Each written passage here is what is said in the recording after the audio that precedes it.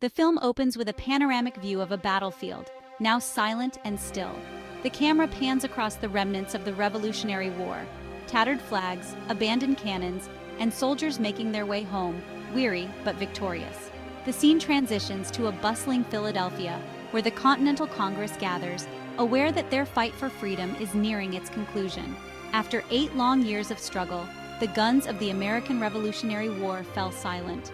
The colonies had fought valiantly against the greatest empire in the world, and now, in 1783, their victory was all but assured.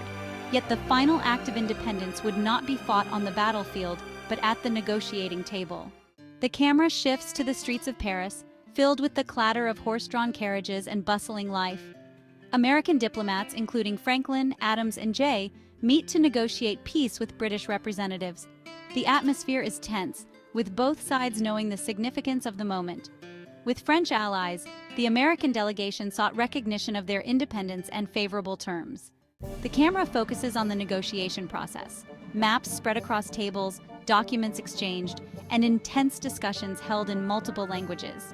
The American diplomats insist on key points: full recognition of U.S. independence, generous boundaries, and fishing rights. The camera lingers on Franklin as he diplomatically navigates the negotiations, balancing firmness with pragmatism. The American delegation entered negotiations with clear demands: recognition of their independence, boundaries stretching from the Atlantic to the Mississippi River, and rights to fish off the coast of Newfoundland. The British, exhausted from war and facing pressure on multiple fronts, were forced to concede. The negotiations were tough, but the Americans, led by Franklin's skillful diplomacy, stood firm in their resolve. The scene transitions to a stately room on September 3, 1783. The camera zooms in on the treaty itself, a parchment document with carefully penned articles. The American and British representatives gather around the table, quills in hand. With solemn expressions, they sign the Treaty of Paris, formally ending the war.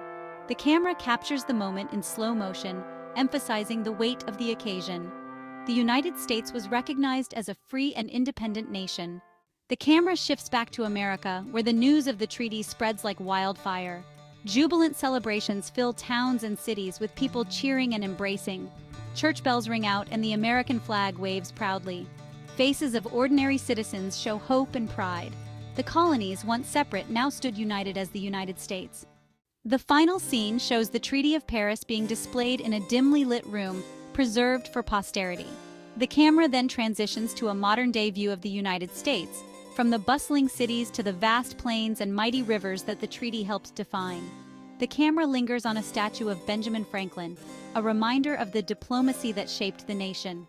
The Treaty of Paris ended the Revolutionary War and laid the foundation for the United States. It confirmed the principles of self-determination and sovereignty that guide America's future.